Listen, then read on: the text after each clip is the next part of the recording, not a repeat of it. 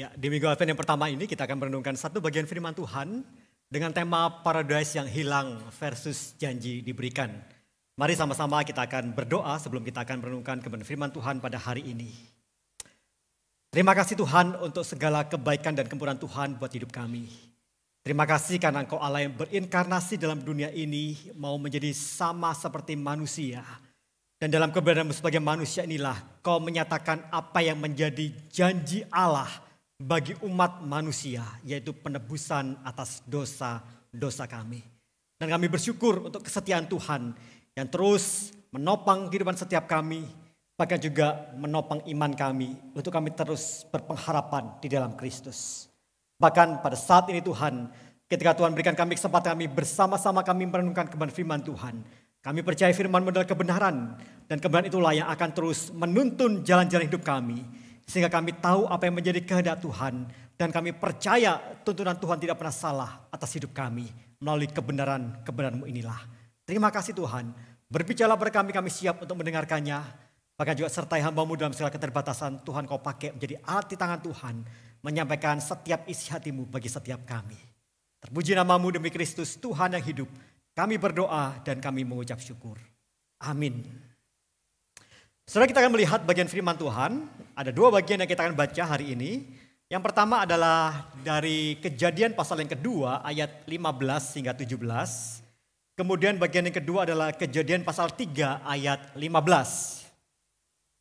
Kejadian 2 ayat 15 sampai 17. Saya akan membacakan bagi setiap kita. Demikian firman Tuhan. Tuhan Allah mengambil manusia itu dan menempatkan dalam Taman Eden untuk mengusahakan dan memelihara taman itu. Lalu Tuhan Allah memberi perintah ini kepada manusia. Semua pohon dalam taman ini boleh kau makan buahnya dengan bebas. Tetapi pohon pengetahuan tentang yang baik dan yang jahat itu, janganlah kau makan buahnya. Sebab pada hari engkau memakannya, pastilah engkau mati. Kejadian 3 ayat 15, demikian firman Tuhan. Aku akan mengadakan permusuhan antara engkau dan perempuan ini, antara keturunanmu dan keturunannya. Keturunannya akan meremukkan kepalamu dan engkau akan meremukkan tumitnya. Demikian jauh kebenaran Tuhan pada pagi hari ini. Saudara, kalau kita berbicara tentang masalah kedatangan Tuhan Yesus, maka kita tahu bahwa kedatangannya itu adalah sebuah penggenapan dari nubuat janji Allah yang sudah diucapkan oleh para nabi, bahkan diucapkan melalui perjanjian lama, saudara. Dan dalam minggu-minggu Advent inilah kita akan menelusuri setiap perjanjian-perjanjian dari Allah itu yang telah dibuat oleh Allah hingga pada akhirnya digenapi di dalam Yesus Kristus. Jadi pertanyaan bagi setiap kita adalah mengapa harus ada janji Allah? Mengapa Allah harus menyatakan perjanjiannya?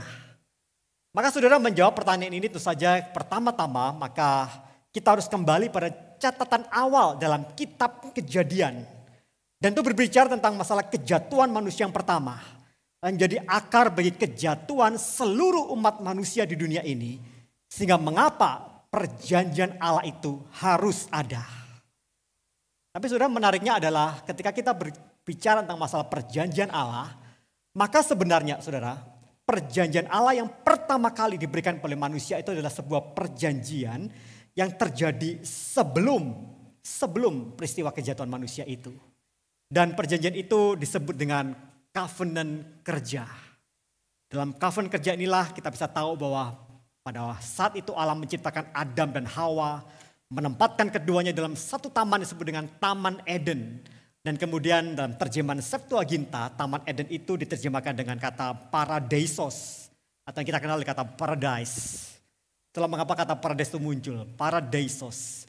Di paradeisos inilah kemudian Allah menempatkan Adam dan Hawa. Dan Allah memberikan perintahnya kepada Adam dan Hawa. Mereka beranak cucu, memenuhi bumi, menaklukkannya dengan arti memelihara dan mengusahakan bumi itu untuk kemuliaan nama Tuhan.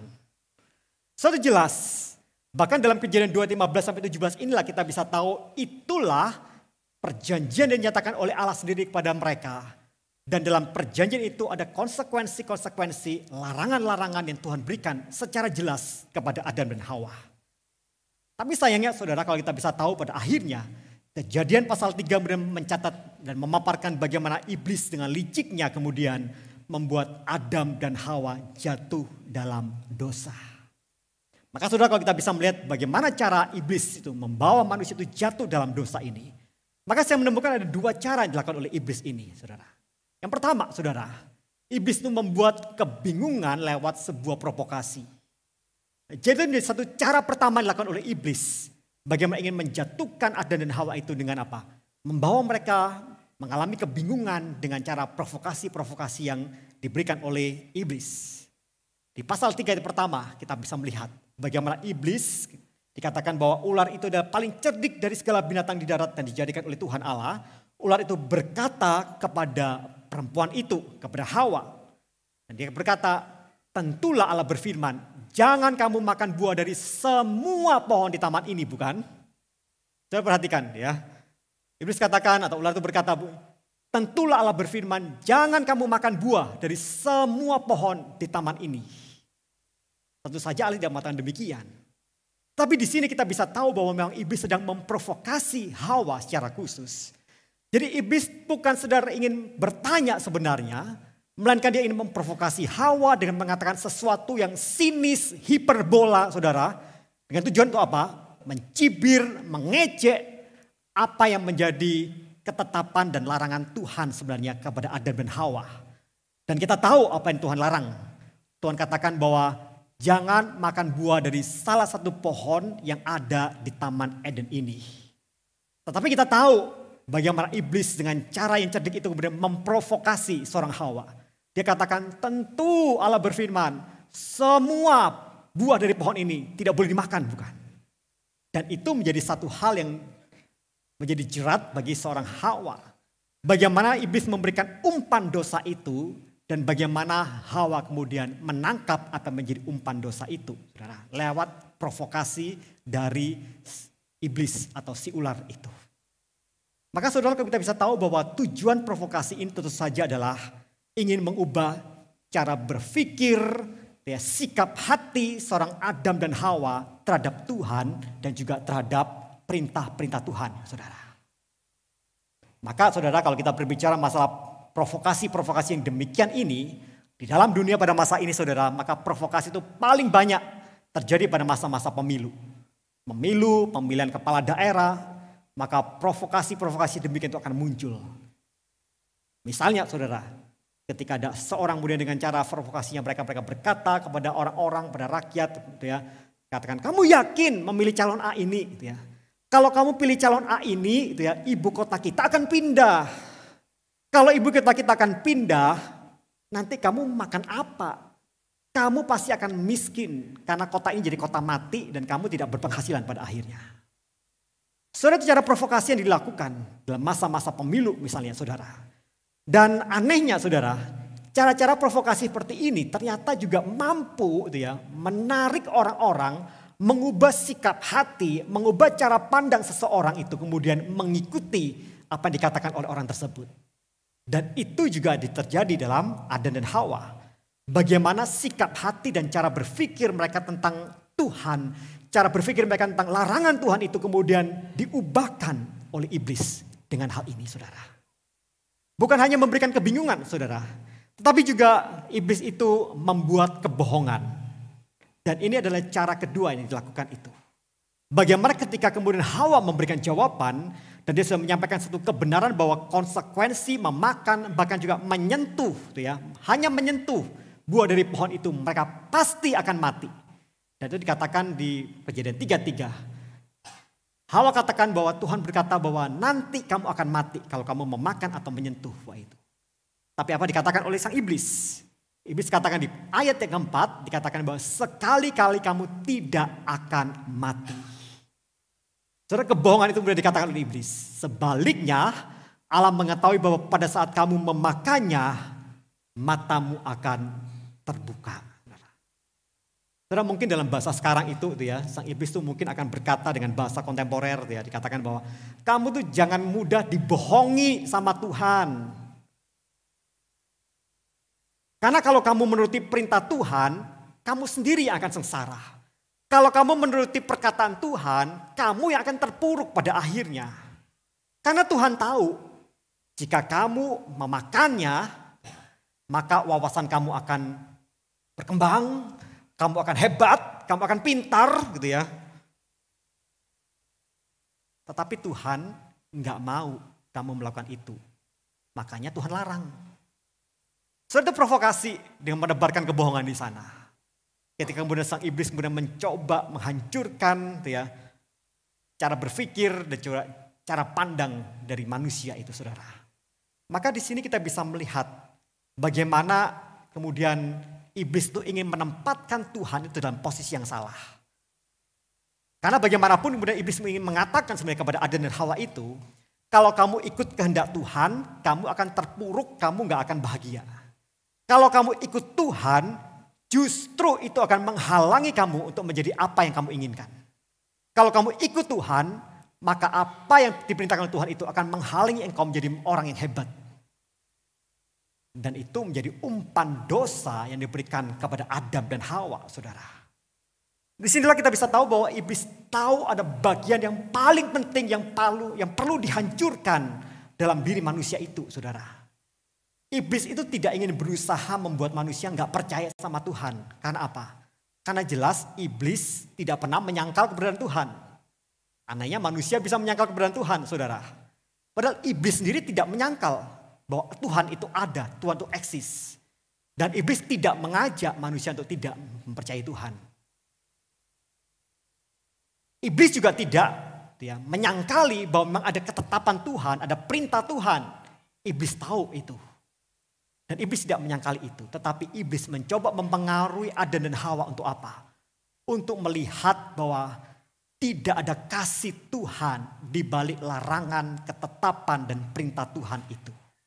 Maka disitulah kita bisa melihat bahwa itulah menjadi satu hal yang penting untuk bisa melihat bahwa disinilah iblis berusaha ingin menghancurkan manusia itu dengan menyangkali bahwa Allah itu adalah Allah yang penuh kasih, Allah yang baik, Allah yang ketika menyatakan ketetapan, peraturan, kehendak Tuhan, semuanya itu mendatangkan kebaikan dalam kehidupan umat manusia. Makanya saudara kalau kita bisa tahu itu ya, maka seringkali kalau kita melihat bahwa lewat kebohongan inilah kemudian kita bisa terjatuh di dalam berbagai-bagai dosa. Sebagai contoh saudara pada masa kini gitu ya. Seringkali pikiran kita diganggu ya, dengan perkataan-perkataan yang timbul dari orang lain ataupun perkataan yang timbul dalam diri sendiri. Ketika kita berpikir kita sudah banyak sekali bekerja, kita sudah bekerja dengan jujur dan kemudian kita berkata bahwa buat apa jujur dalam bekerja? Kalau bekerja itu perlu trik-trik dikit. Supaya apa? Supaya kalau dengan trik-trik dikit itu kita bisa lebih kaya, bisa lebih cepat, dapat untung banyak. Kalau jujur terus, kapan bisa kaya? Dan itu memenuhi pikiran kita, saudara. Sehingga membuat kita kemudian pada harinya berpikir bahwa memang Tuhan itu pada dasarnya nggak ingin kita kaya.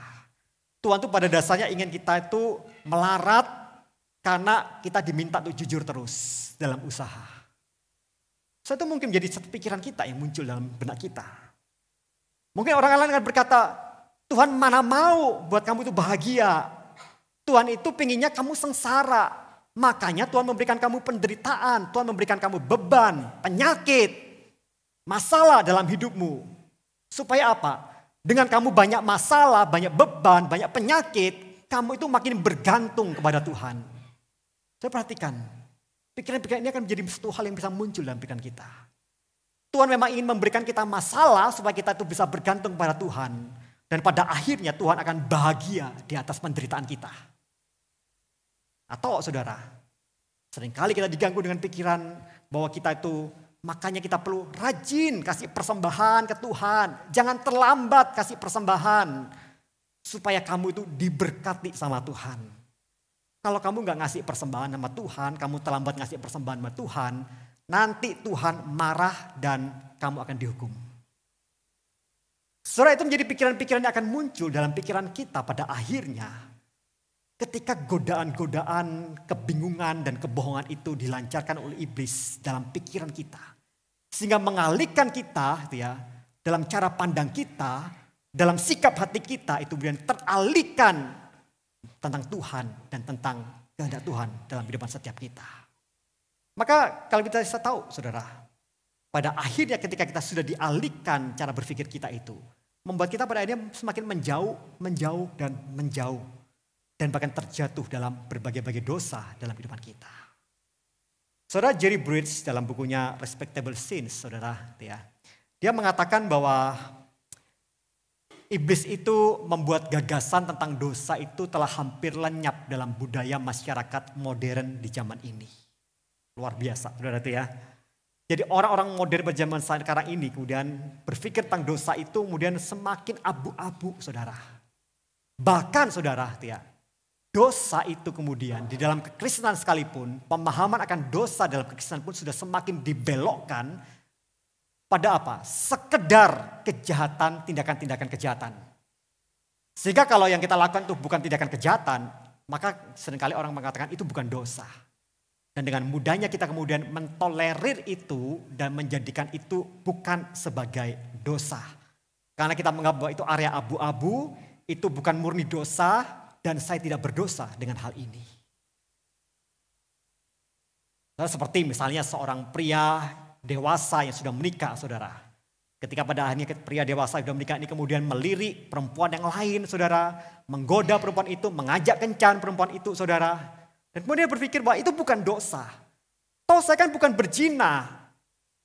Tapi saudara, saya mau katakan itu dosa. Dan kita tidak bisa mentolerir dengan menganggap bahwa itu bukan dosa hanya gara-gara kita tidak berzina. Itu menjadi satu hal yang seringkali itu menjadi timbul dalam kehidupan orang Kristen. Yang menganggap dosa itu semakin abu-abu. Kalau itu bukan kejahatan, itu bukan satu hal yang merugikan orang lain, maka kita katakan itu bukan dosa. Apakah benar itu bukan dosa, saudara?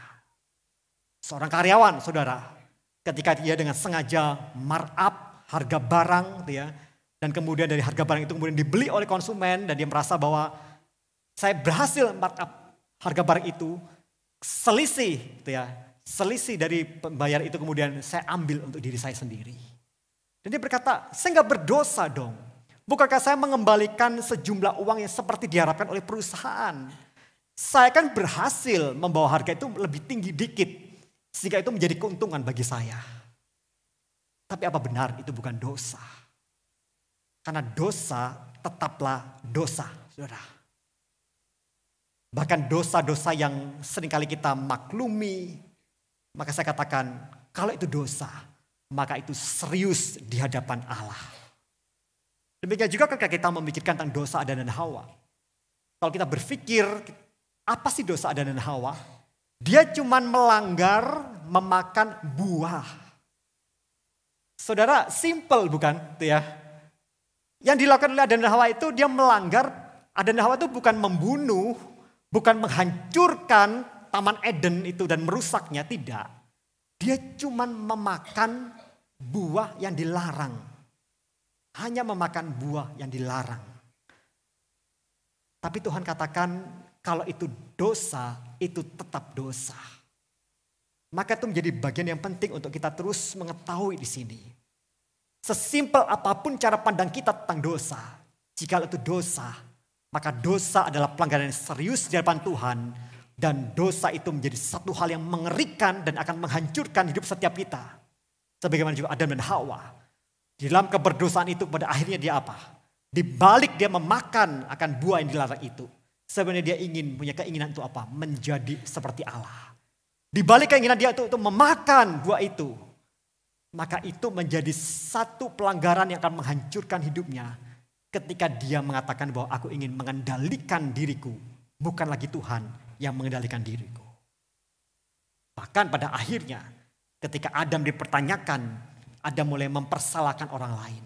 Dia mempersalahkan Tuhan yang telah menempatkan Hawa di sisinya, saudara. Maka kita tahu, saudara, itulah tabiat kebiasaan orang berdosa. Selalu merasa diri ingin benar dan orang lainnya yang salah.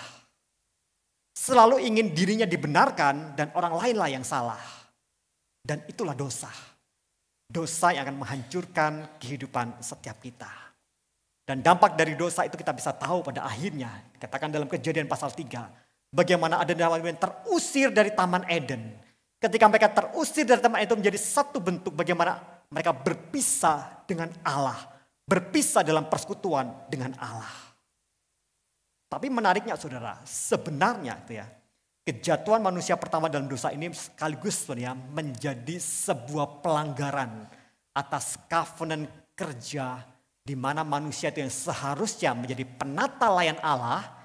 Nah, kini dalam keberdosaannya itu kemudian memilih untuk menjadi tuan sama seperti Allah. Manusia pada sebelumnya, sebelum dia berdosa, dia sadar dalam covenant kerja itu, mereka adalah pelayan, mereka penata layan Allah, mereka yang diminta untuk mengusahakan semuanya itu, dan tuannya adalah Allah. Tetapi dalam keberdosaan manusia itu pada akhirnya, bahwa manusia memilih untuk menjadi sang tuan itu, memilih sama seperti Allah. Dan kita tahu konsekuensi dari pelanggaran atas covenant kerja ini. Seperti dikatakan dalam Kejadian pasal 2 ayat 15-17 ini. Konsekuensi pelanggaran ini adalah kamu akan mati. Dan itu konsekuensi yang diketahui oleh mereka. Kamu akan mati. Sehingga konsekuensi kematian ini jadi konsekuensi yang dihadapi oleh seluruh umat manusia di sepanjang zaman, kapanpun dan dimanapun, saudara. Tapi menariknya bahwa ketika konsekuensi kematian itu kemudian ada dalam kehidupan Adam dan Hawa, Tuhan Allah dengan kualitas kasih yang tidak berubah terhadap Adam dan Hawa itu, mengantisipasi kematian Adam dan Hawa itu dengan memberikan janji yang kedua. Dan ini menjadi janji yang pertama yang diucapkan oleh Allah setelah kejatuhan. Janji kedua tetapi janji pertama setelah kejatuhan. Dan itu berbicara tentang masalah covenant anugerah. Satu perjanjian anugerah kasih karunia yang disampaikan oleh Allah di dalam keberdosaan umat manusia, di dalam kejatuhan umat manusia, dalam konsekuensi kematian manusia, maka Allah memberikan covenant anugerah ini. Dan dalam covenant anugerah inilah kemudian Allah berkata, aku akan mengadakan permusuhan antara engkau dan perempuan ini. Antara keturunanmu dan keturunannya, keturunannya akan meremukkan kepalamu dan engkau akan meremukkan tumitnya. Saudara, kalau kita bisa melihat bahwa disinilah perjanjian anugerah itu disampaikan oleh Allah. Dengan jelas katakan melalui keturunan perempuan ini pada akhirnya akan muncul juru selamat yang akan mengalahkan keturunan dari sang ular ini. Maka saudara, Bapak Gereja Irenaeus kemudian memberikan istilah dari Kejadian 3:15 ini dengan satu istilah yang luar biasa. Dia katakan ini adalah sebuah proto-evangelion. Atau dalam bahasa Latin adalah proto-evangelium. Yang artinya Injil yang pertama. Kabar baik yang pertama yang disampaikan kepada umat manusia. Menjadi sebuah pengharapan bagi seluruh keturunan Adam untuk menerima penebusan ini. Saudara, kalau saudara menonton satu film, The Passion of the Christ, ya, mungkin saudara nonton di waktu yang lalu dan mungkin sudah mulai lupa, ya, karena sudah lama sekali film ini, ya. Maka saudara Mel Gibson, ya, sang sutradara, kemudian sengaja membuat ada satu adegan yang memang tidak ada dalam Alkitab, saudara, dalam film The Passion of the Christ ini. Tetapi adegan itu sangat bermakna. Karena apa? Karena adegan itu dinyatakan ketika Tuhan Yesus ada di dalam Taman Getsemani. Ketika Tuhan Yesus bergumul dalam Taman Getsemani itu dan dia berdoa di hadapan Tuhan. Dimunculkan ada sosok iblis yang lewat yang mendatangi Yesus. Dan mulai muncul ular mendatangi Tuhan Yesus. Saudara, dalam gambaran itu, saudara. Dan menarik ketika Tuhan Yesus kemudian berdoa dikatakan bukan kehendakku yang jadi, melainkan kehendakmu lah yang jadi. Tuhan Yesus kemudian bangkit dan kemudian ular yang ada di dekat itu kemudian diinjak oleh itu. Inilah gambaran itu, saudara. Sang ular itu kemudian membungkus, melilit tumit Yesus. Tetapi Tuhan Yesus meremukkan kepala dari sang ular itu hingga mati. Saudara, gambar ini memang tidak ada di dalam catatan Alkitab, saudara. Tetapi itu menjadi satu gambaran bagaimana satu hal yang sangat kaya dengan pesan ingin disampaikan. Yang kemudian mengingatkan kita kembali. Inilah yang disampaikan oleh Allah sendiri dalam Kejadian 3:15. Dan itu digenapi oleh Yesus Kristus. Mel Gibson ingin mengatakan, menurut saya itu ya. Mengatakan bahwa dengan ketika dia menginjak kepala ular itu. Kemenangan itu sudah diraih oleh Yesus. Sehingga ketika dia berjalan menuju ke Kalvari. Ketika dia naik ke atas kayu salib itu. maka itu adalah jalan kemenangan yang dikerjakan oleh Yesus. Karena apa? Karena perjanjian itu telah digenapi dalam diri Yesus Kristus. Dia telah menginjak kepala sang ular itu. Dan sang ular itu kemudian melumat akan tumit dari kaki Yesus, saudara. Itulah mengapa katakan bahwa Adam yang pertama memang telah gagal dan jatuh dalam dosa. Tetapi ada Adam yang kedua, Adam yang terakhir yang diberikan untuk mengalahkan si ular dan menghancurkan kepala ular itu, saudara. Saudara, seorang pendeta Inggris, saudara, sekitar awal abad 16, John Bradford. Dia adalah seorang pendeta Protestan, saudara, di tengah-tengah kehidupan orang Inggris yang masih Katolik, ya. Tapi dia mampu memenangkan Raja Edward yang ke-6. Dan Raja Edward ke-6 pada masa itu dia menjadi seorang Protestan. Raja Edward yang ke-6. Tetapi istrinya, Ratu Mary, ya, Mary yang pertama, dia adalah seorang Katolik, saudara. Nah, pada akhirnya ketika Raja Edward yang ke-6 itu kemudian meninggal dunia, ya, maka kemudian Mary pertama atau Mary Tudor, ya, yang beragama Katolik itu, dan dia biasa disebut dengan satu istilah Bloody Mary atau Mary sang penumpah darah, Maria sang penumpah darah. Dia naik tahta sebagai ratu dan dalam keadaan sebagai ratu inilah kemudian dia memenjarakan John Bradford itu selama 18 bulan di menara London. Karena apa? Karena John Bradford dikatakan bahwa dia telah mengabarkan satu berita yang sesat yang berbicara tentang masalah keselamatan itu adalah anugerah dari Allah. Dan itu dia dipercaya oleh orang-orang Katolik pada masa itu. Keselamatan adalah anugerah dari Allah. Keselamatan hanya anugerah di dalam Kristus Yesus. Dan itu tidak dipercaya oleh mereka pada masa itu. Sehingga John Bradford kemudian dipenjara. Bukan hanya dipenjara, pada akhirnya John Bradford kemudian dieksekusi mati. Dengan cara dia kemudian diikat di tiang dan kemudian dibakar hidup-hidup.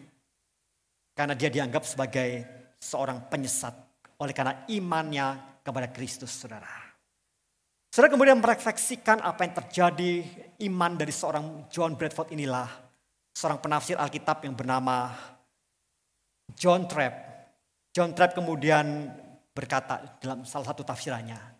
Dia berkata bahwa saya menyimpulkan dengan perkataan yang tidak dapat dilupakan dari martir suci yaitu John Bradford ini. John Bradford pernah mengatakan apa? Jika kita telah merasakan bisa racun si ular, maka kita akan bersuka cita dalam panglima kita yaitu Kristus yang telah merembukkan kepalanya. So, itu menjadi sebuah refleksi dari seorang John Trapp, saudara. Gimana dia berkata bahwa kalau kita bisa merasakan bisa racun si ular itu. Kalau kita bisa berbagian, kita berperang dengan dosa-dosa dari si iblis ini. Maka seharusnya kita bisa bersuka cita di dalam panglima kita yaitu Kristus. Karena dia telah merembukkan kepala dari ular itu. Maka kita perlu mengingat pada hari ini. Kedatangan Kristus itu adalah sebuah pemenuhan janji. Yang dibuat oleh Allah di tengah-tengah reruntuhan akibat dosa dari Adam dan Hawa. Memang saudara, dosa manusia pertama adalah sebuah kejadian kejatuhan manusia yang sangat luar biasa di sana. Tapi ingatlah, janji keselamatan yang merupakan wujud kasih Allah itu adalah sesuatu yang lebih besar dari pelanggaran itu. Itulah melalui pengorbanan Tuhan Yesus ini, maka sebenarnya kita telah dibebaskan dari hukuman dosa. Saudara, kalau kita sudah dibebaskan dari hukuman dosa, Yesus telah menghancurkan kepala dari si ular itu. Kemenangan itu sudah diberikan bagi setiap kita. Bagaimana kita menjalani kehidupan kita dalam sebagai orang-orang percaya. Setiap kita dalam kehidupan kita sehari-hari, kita mungkin masih berjuang, bertempur dalam pertempuran kecil untuk melawan dosa, memerangi dosa. Dosa-dosa favorit kita, dosa-dosa apapun yang masih ada dalam kehidupan setiap kita. Tapi ingatlah akan hal ini. Yesus telah meremukkan kepala si ular itu. Kemenangan sudah diberikan oleh Allah bagi setiap orang yang percaya. Dan setiap kita ketika kita berbagian, kita berperang juga, bertempur dalam pertempuran kecil melawan dosa itu. Maka ingatlah bahwa kita adalah orang-orang yang sudah menang atas dosa. Jangan pernah kita berpikir bahwa kita adalah orang yang lemah terhadap dosa. Yang membawa kita kemudian berpikir bahwa kita akan dengan mudahnya jatuh dan terjatuh dalam berbagai-bagai dosa. Ingatlah, kepala sang ular itu telah diremukkan. Kemenangan telah diberikan. Dan setiap kita ketika menghadapi perjalanan kehidupan kita sebagai orang percaya ini, yakinlah Yesus bersama dengan kita, menopang kita, agar kita mampu mengalahkan setiap godaan dosa demi dosa yang ada dalam kehidupan setiap kita.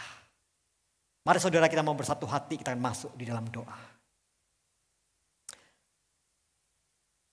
Bapa dalam surga, terpujilah namamu, karena Engkau Allah yang telah meremukkan kepala si ular. Engkau Allah yang telah memberikan kemenangan bagi setiap kami atas dosa. Yang memampukan kami dapat melawan setiap godaan-godaan dosa yang ada dalam diri setiap kami sebagai orang percaya ini Tuhan. Oh Tuhan, terima kasih. Jangan biarkan kami lemah. Jangan biarkan kami meragukan kasih-Mu.